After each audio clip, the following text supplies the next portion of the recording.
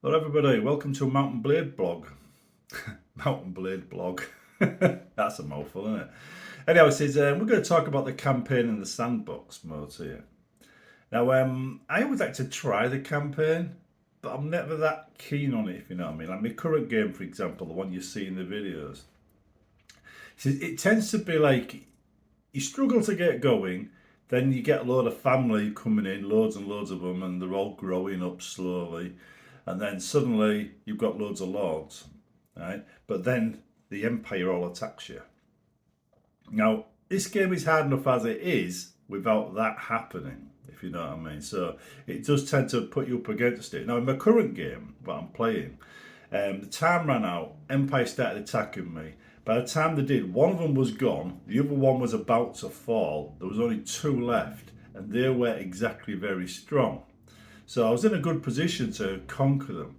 And as soon as they declared war, what I did is I took my own army, left my lords behind to defend my kingdom, just went around their wells or their lands, decimating their castles and any other settlements I could find. I wasn't raiding settlements. I was capturing castles and then just, destroying as much as I could of them in the process of capturing them, if it would let me.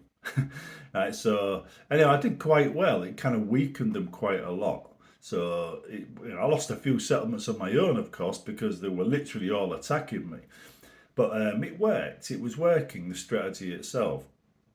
The other settlements that I'd lost, I could get back. It wasn't that hard. I got a few new towns, for example. Then I lost them to the same fairly strong imperial, player, well, AI.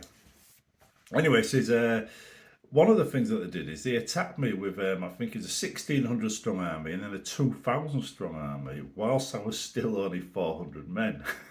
So what I did is I went into a castle to defend that whilst they were attacking it, and I got them down to 125 troops before they eventually beat me. It came right down to the wire, right down to it, literally. So anyhow, I thought to myself, I'll reload. This time, though, I actually formed an army, went to the castle, completely decimated them, destroyed their large army. And then I thought, well, they're wide open now for me to just recapture all the towns and move beyond that, maybe even to their territory. And then I noticed the territory immediately outside mine was, in fact, non imperial, which means it wasn't part of the quest line.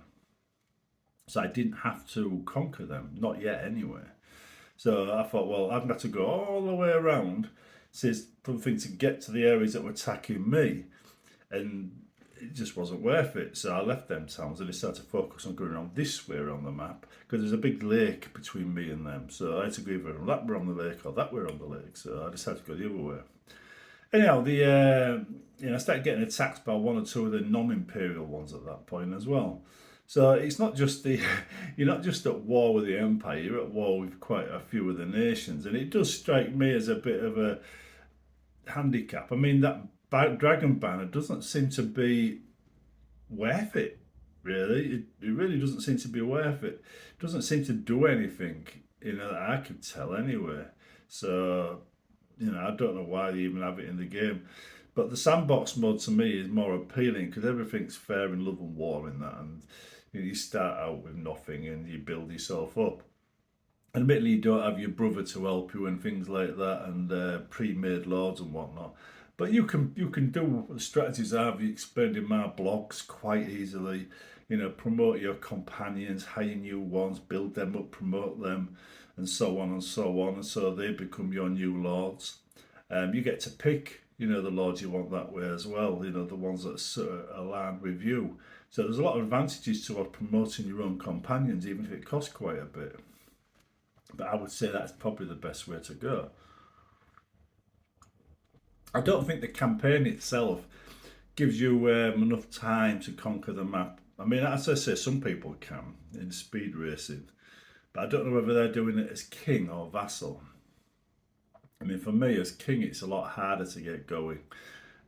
You need to build up your forces, and I found that if you have an extended period of peace, that gives your town or towns or settlements enough time to build up their forces So you can swap out your wounded with their troops and then swap them back later to keep your army refreshed.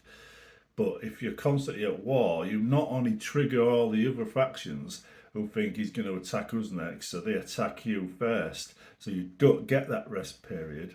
Says, but you literally don't have the time to build up the forces in the first place. So the more you attack, the worse it is for you. You can't swap out your troops because you don't have troops to swap out. And if you do, they're all recruits or something like that. But I have been making a point of going through the game and just basically, what's the word for it? Doing the hideouts to get the promoted troops in all the settlements, all the villages. I find if you're going to hire troops for a battle, being able to get the good ones is key. And it's won me many battles already, to be honest. The only problem I've had is in a large army, you can't chase down the smaller armies. And, a lot of the time, chasing down the smaller armies is the key to winning the game, especially if you can keep them prisoner. At one point, I had half of this guy's lords in one of my dungeons. And despite the fact I'd taken all these prisoners have 10% less chance of escaping things, they did manage to escape on a regular basis with no problems whatsoever by the looks of it, even from my own army. So I don't think that perk is actually worth the paper it's written on. It doesn't seem to do anything at all. So, I don't know where they get that one from. But then again, that's always been the case in Mountain Blade. Some of these perks are good, some of these perks are useless. And I think the prisoner one is one of those useless perks because they're going to get away regardless. Even your own troops get away, so you can't keep the lords in prison forever. The only way you can do it is to behead them. So you behead them and then they're gone for good. That would annoy an awful lot of people, probably entire clans. I think if you wanted to weaken a clan, if you knew a really powerful clan and you singled out that clan's members and just took them out one by one, you might eventually wipe it off the map. Eventually. It'd be really brutal, but you might eventually be able to wipe it off the map. But yeah, whether that'd be worth it or not, I don't know. Anyway, the game's going all right, but I think I'm going to probably start again in Sandbox mode, I think, because I'm not that keen on the campaign mode. There's a lot of faffing around, and I just want to get on with the game, if you know what I mean. Get on with making a lord, doing things, establishing a castle. And there are certain areas of the map which might be easy to, get started on, but they're really hard to keep, or really hard to expand from.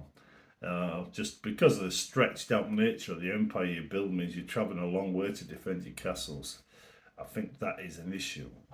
So we'll see how it goes anyway. Anyway, I'll see you in the next Mountain Blade video, and hopefully you guys are having success in your games as well. See you in the next one.